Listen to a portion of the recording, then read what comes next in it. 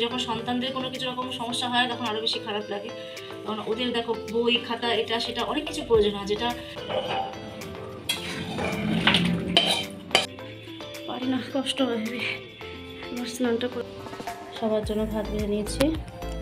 Hello বন্ধুরা, good morning সকলকে। অঞ্জনা ক্রিয়েশনে তোমাদের সকলকে অনেক অনেক স্বাগত। আশা করি তোমরা সকলে ভালো আছো, সুস্থ আছো, আমি আছি মোটামুটি। তো এখন থেকে ব্লগটা আমি শুরু করছি। তোমাদের যদি ভিডিওটা ভালো লাগে please like, comment, share, subscribe করো আর পুরো ভিডিওটা দেখো, এটাই তোমাদের কাছে একান্তভাবে আমার রিকোয়েস্ট। তো সকাল সকাল রুটি আর চা খেয়ে নিলাম, লিকার চা আর দুধ চাও বসিয়েছি, এটা ওদের জন্য। আর বিছানা এখনও তোলা হয়নি, ভাত বসিয়ে দিয়েছি, ডাল বসিয়ে দিয়েছি, আর কি রান্না করব ভাবছি। তো অমল তো এই রান্নাটা নিয়ে যেতে পারবে না, কারণ অনেকটাই বেলা হয়েছে, অমল 9টার মধ্যেই বেরিয়ে যায়।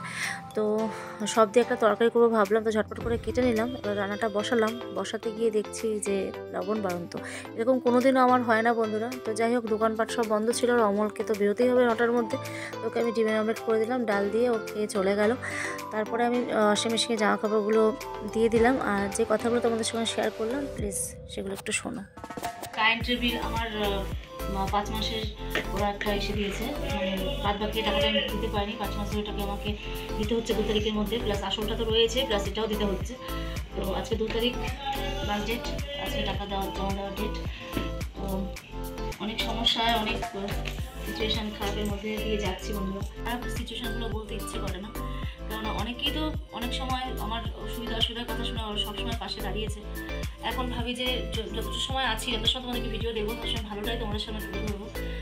ভালো যাই কিছু আমার জীবনে ভালোটাই শুধু দেখাবো। কিন্তু কী বলতো, পরিস্থিতিটা এমনই হয় না, সবসময় ভালোটা বোঝানো যায় না, ভালোটা দেখানো যায় না। এক সময় এত ডিপ্রেশন হয়ে যায়, মানে সেটা ভাষায় প্রকাশ করা যায় না। তো দেখো, নিজেদের পরিস্থিতি খারাপ হয়, নিজেরা সমস্যায় আছে, এটা তো স্বাভাবিক চলছে। কিন্তু যখন সন্তানদের কোনো কিছু রকম সমস্যা হয় তখন আরও বেশি খারাপ লাগে। কারণ ওদের দেখো বই খাতা এটা সেটা অনেক কিছু প্রয়োজন হয়, যেটা সবসময় তো করে উঠতে পারছি না। পড়াশোনার ক্ষেত্রে করে উঠতে পারছি না, মানে সবটাই খুব পাজেলড আছে, করে উঠতে পারছি না, এটুকু তোমাদেরকে বলবো। তো যাই হোক, পাশে থেকো, সঙ্গে থেকো, এটুকুই রিকোয়েস্ট করবো। প্লিজ ভিডিওগুলো পুরোটা দেখো, একটু সাবস্ক্রাইব করো, চ্যানেলটিকে একটু শেয়ার করো ভিডিওগুলোকে, এটাই তোমাদের কাছে রিকোয়েস্ট। তো চলো। তো দুটো ঘরের বিছানা তুলে নিয়েছি, লবণটা না আনা অবধি রান্নাটা এখনও হচ্ছে না। এদিকে দেখো মেয়ে গোপাল সোনাদেরকে একটু ঘোরাচ্ছে। তো আমার মেয়ে কিন্তু এখানে জামা কাপড় পরিষ্কার করে এসেই তারপরে কিন্তু গোপাল সোনাদেরকে ধরেছে। দেখো ওদেরও তো ইচ্ছা হয় একটু ঘুরতে, ওরাও তো ছোটো বাচ্চা না, সারাদিন বসে থাকলে ওদেরও গা হাত পা ব্যথা হয়। তো বেজে গেছে 10টা 5, মেয়ে ড্রয়িং করছিল। আর এদিকে দেখো তোমাদেরকে যে বললাম না, রান্নাটা অর্ধেক মানে কি কিছুই হয়নি, জাস্ট ভাজা বসিয়েছি, আর তখনই ছিল না লবণ বলে রান্নাটা করতে পারিনি। তো ভীষণ খিদে পেয়ে গেছে, তো আমি সবার জন্য ভাত বাড়ছিলাম। তো তেমন কিছু রান্না ছিল না, মেয়েটা একটু বায়না, তো বাচ্চা মানুষ করবে, শুধু ডাল দিয়ে খেতে চায় না।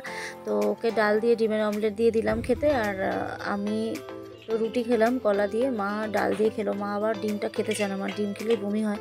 তো মাঝে মধ্যে দিই ডিম সেদ্ধ করে, ডিমের অমলেট একদমই খেতে চায় না। তো যাই হোক, মা পেঁয়াজ দিয়ে আর ডাল দিয়ে খেয়ে নিল, আমি রুটি দিয়ে কলা দিয়ে খেয়ে নিলাম। অ্যাকচুয়ালি কী বলতো, খাওয়া দাওয়া নিয়ে আমাদের তো কোনো সমস্যা নেই, বাচ্চাদের নিয়ে একটু সমস্যা হয়। তো যাই হোক, লবণটা নিয়ে আসলাম, একটু পরে রান্না করবো। সবার আগে এখন প্রেশার ওষুধটা খেয়ে নিই, তো ওরা মাথাটা ঘুরতে শুরু করে, ঘাটটার যন্ত্রণা শুরু করে। তো ঝটপট করে ওষুধটা আমি খেয়ে নিলাম, খেয়ে এবার রান্নাঘরে চলে গেলাম রান্নাটা কমপ্লিট করতে। তো দেখো সব দিয়ে একটা তরকারি করে নিয়েছি, আর এখানে করব ডাঁটা দিয়ে আলু দিয়ে বেগুন দিয়ে একটা তরকারি। অ্যাকচুয়ালি কী বলো তো, সব দিয়ে একটা তরকারি করে রাখলে কি হয়, আমার রাতে রুটি খাওয়াটা হয়ে যায়। তো এখানে দেখো পোস্ত আর সর্ষে মিক্স করে নিয়েছি মিক্সিতে, আর এই খাবারটা ভীষণ টেস্টি হয়। তো দোকানে তেমন কিছু ছিল না বলে ভাবলাম এরকম একটা রান্না করলে ছেলে মেয়েও খুব ভালো খাবে, আর আমাদেরও খাওয়া দাওয়া হয়ে যাবে। তো রান্নাটা হয়ে গেল, খুব সিম্পলভাবে করেছিলাম, 5-4 সম্বার দিয়ে লাল লাল করে আলু আর ডাঁটা ভেজে, জাস্ট জিরা আর লঙ্কা আর সর্ষে পোস্ত পেস্ট করে দিয়ে দিয়েছিলাম। তো যাই হোক, রান্না হয়ে গেল। এবার ভাবলাম যে রান্নাঘরটাও পরিষ্কার করে নিই, তো ঝটপট করে রান্নাঘরটা পরিষ্কার করে নিলাম। আর টাইলসগুলো না অনেক দিন ধরে পরিষ্কার করা হয় না, তো টাইলসগুলো একটু পরিষ্কার করে নিলাম। অ্যাকচুয়ালি কী বলতো বন্ধুরা, যখন আমি সুস্থ ছিলাম না, তখন এই স্ল্যাবের উপরে উঠে আমি টাইলসগুলো পরিষ্কার করতাম। তো এখন তো আর আমার পক্ষে সম্ভব নয়, মানে এখন কেন, আর কোনোদিনও আমার পক্ষে সম্ভব হবে না যে এইভাবে উঠে টাইলসগুলো পরিষ্কার করা, মানে স্ল্যাবের উপরে উঠে। তো যাই হোক, এখন তো অনেক কিছু আমার পক্ষে অসম্ভব, তো বললাম না, মেয়ে একটা ড্রয়িং করছিল, সেটাই আমাকে আবার দেখাতে এসেছিল। তো যাই হোক, এবার আমি বাসনগুলোও মেজে নিই, তাড়াতাড়ি কাজকর্ম হয়ে যাবে। এখন অনেক কাজ পড়ে রয়েছে, ঠাকুর ঘর মোছা, ঠাকুর বাসন মাজা। মায়ের শরীরটা না তেমন একটা ভালো নেই বন্ধুরা, তো মাকে তেমন কিছু করতে দেওয়া হয় না।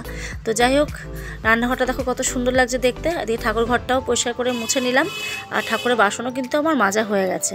আর এদিকে দেখো মা কী করলো, 12টা 10 বেজে গেছে, মেয়েকে স্নান করতে যেতে বলেছি। এবার মা বললো একটু তেল দিয়ে দিই মাথায়, তো তেল দিতে বসেছে। তো মা চুল আঁচড়াচ্ছে, মার উপর রেগে গেল, মাথায় খুব লেগেছে আমার মেয়ের, চিল্লা মিল্লি রাগারাগি। তো যাই হোক, এই যে খুনসুটি দিদা আর নাতনির মধ্যে। তো এখানে ওয়াশিং মেশিন থেকে জামা কাপড়গুলো নিয়ে নিলাম, ছাদে জামা কাপড়গুলো মেলে দিচ্ছে। আর এতটাই রোদ না, এতটা গরম, মানে আমি দাঁড়াতে পারছিলাম না। অ্যাকচুয়ালি কী বলতো, এতটাই হাঁপিয়ে যায় এখন, আগের মতো আর কিছুই করে উঠতে পারি না। না দিলেও হতো জামা কাপড়গুলো ছাদে, তো ভাবলাম যে না দিয়েই দিই, তাতে শুকিয়ে যাবে। তো এই কারণেই ছাদে আসা, নয় ছাদে না আসলেও হতো। ফুলবান্ধা মেললেও শুকিয়ে যেত, ভাবলাম একটু করে এসে নিয়ে যাবো। পারি না, কষ্ট হয়। এবার স্নানটা করে নিই, চলো স্নান করে আসছি আবার। বন্ধুরা স্নান করে চলে এসেছি। আমার গোপালের পুজো সব ঠাকুর পুজোর প্রস্তুতি চলছে। গোপালের জামা কাপড়গুলো ধোয়া হয়েছে, সেগুলো একটু গুছিয়ে আছে, রাখা হচ্ছে। পুজো হয়ে যাক, তারপরে সবাই মিলে একসাথে খাওয়া দাওয়া করবো। পুজোটা সেরে নিই গোপালের। তো সবাই মিলে আমরা একসাথে খেতে বসে গেছি। পাঁচমিশালি তরকারি, পেঁয়াজ, আর হচ্ছে সেই সুস্বাদু তরকারিটা, পোস্তর তরকারিটা দারুণ। দেখে তো মনে হচ্ছে দারুণই হয়েছে, খেতেও নিশ্চয়ই ভালো হবে। ডালও রয়েছে সঙ্গে। তো চলো খেতে বসে পড়ি। এখন আমি শুধু একবেলাই ভাত খাচ্ছি বন্ধুরা। তো আমার সুগারটা কন্ট্রোলে না থাকলে শরীর খুবই খারাপ করে, আর কন্ট্রোল রাখা উচিত, কেননা আমি সুস্থ না থাকলে অনেকেরই অনেক সমস্যায় পড়তে হবে। আমার যেহেতু বারবার সবাই বিপদে পড়ে, তো আমাকে ভালো রাখার দায়িত্ব নিজেকে নিতে হবে। তো বন্ধুরা, ডাটা দিয়ে, এটা কী ডাটা বলে মা? কাটোয়ার ডাটা দিয়ে, আলু দিয়ে, সর্ষে পোস্ত দিয়ে, একটু জিরা, কাঁচা লঙ্কা জাস্ট পেস্ট করে মিক্সিতে, পাঁচফোড়ন সম্বাদ দিয়ে লাল লাল করে ভাজা হলে মশলাটা দিয়ে ভালো করে কষিয়ে নিয়ে একটু সামান্য জল দিয়ে গামাকা মশলা থেকে আমরা করেছি। এত টেস্টি হয়েছে খেতে, মানে কি বলবো, খুবই টেস্টি হয়েছে খেতে। তো পোস্তের যা দাম, তো সবসময় কেনাও হয় না, খাওয়া হয় না। অনেকদিন আগে এনেছিল, আরেকদিন করেছিলাম পোস্ত দিয়ে। কী করেছিলাম যেন আরেকদিন, তো ডাটা, লাউ ডাটা দিয়ে করেছিলাম, রয়ে গেছে, সেটাই আজকে একটু করলাম। তেমন ঘরে কিছু ছিল না রান্নার, তো এটা দিয়ে ভালোই খাওয়া হয়ে গেল। চলো, তো আমার সোনামা একটু রাগ হয়েছে, তো যাই হোক খাচ্ছে, লক্ষ্মী মেয়ে আমার। মাও খেয়ে নিচ্ছে। আর তোমাদেরকে দেখানো হয়নি পুজোর পর কেমন লাগছে দেখতে, তোমার মেয়ে সাজিয়েছে কত সুন্দর করে, সেটা তোমাদের সঙ্গে শেয়ার করলাম। তো চলো এখন জামা কাপড়গুলো গুছিয়ে নিই। ছাদের থেকে সব নিয়ে আসলাম, নিয়ে এসে প্রচুর জামা কাপড় বন্ধুরা গোছাতে গোছাতে আমার বুকে ব্যথা উঠে যাচ্ছিলো, মানে দেখবো তোমরা, বুকে মাঝে মধ্যে হাত দিচ্ছিলাম। তো যাই হোক, বিকাল হয়ে গেছে, করলাম একটু ওটস, ছেলে চলে এসেছে। তো ওটস সবাই মিলে এখন সন্ধ্যাবেলা খেয়ে নেব। আর মেয়ে একটু নাচ করছিল। তো চলো ওটসটা খেয়ে নিই, পরে আবার আসছি। বন্ধুরা এখন বেজে গেছে 6টা 10। তো ভাবছি একটা কবিতা আবৃত্তি করি, পারি না ভালো, তাও চেষ্টা করি। এটা আমার বই, আমার 4-5টা বই আছে কবিতা আবৃত্তি। তো এখান থেকে আমি চেষ্টা করি, যখন মন ভালো লাগে না তখন কবিতা আবৃত্তি করি। তো আজকে ভাবছি কবিতা আবৃত্তি দেবো, কালকে ব্লগ আসবে। একদমই তো ভিউয়ার্স নেই, তবু আমার কাজ আমি করব। আর এই যে আমি গান করি, এই যে আমি নাচ তো পছন্দ করতাম খুবই, গানটাকেও পছন্দ করি।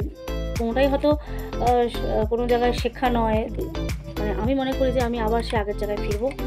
তো সেই কারণে আমাকে চর্চাতে সবসময় থাকতে হবে। তো সেটাই, মানে মন ভালো রাখার জন্য এটা একটা সবথেকে বড় ওষুধ, মানে আমার মনে হয় বড় ঔষধ। তো ভালো লাগলে তোমরা দেখো, আর পাশে থেকেও এটুকুই বলবো, ভালো নেই, মানসিক দিক দিয়ে একদম ভালো নেই, মন ভালো নেই। ভালো রাখার চেষ্টা তো করতে হবে, ভালো থাকার চেষ্টা তো করতে হবে, সেটাই করছি। তো যাই হোক, সন্ধ্যে দেওয়া হয়ে গেছে। তো এখন আর কোনো কাজই নেই, রাতে কোনো রান্নাবান্না নেই, কিচ্ছু নেই। এখন একটু ওটস খেয়ে নিলাম, যা যা রান্নাবান্না করেছি সবটাই রয়েছে। ভাতও তোমাদেরকে দেখাইনি, ভাত করে নিয়েছি আমি রাতে, কারণ অমল খেয়ে বেরোবে।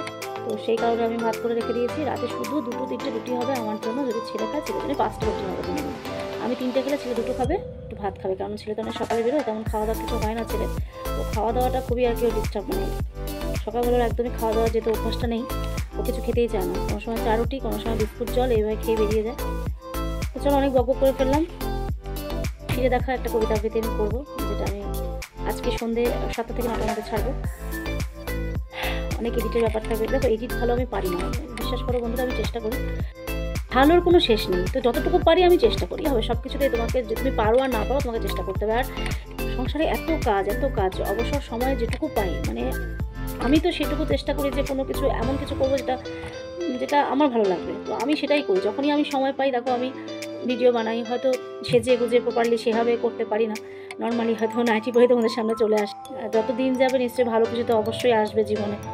গোপালের ওপর আমার অগাধ বিশ্বাস আছে। চলো আর বকবক করবো না, কেউ শুনবে না, অনেক বড় ভিডিও হয়ে যাচ্ছে।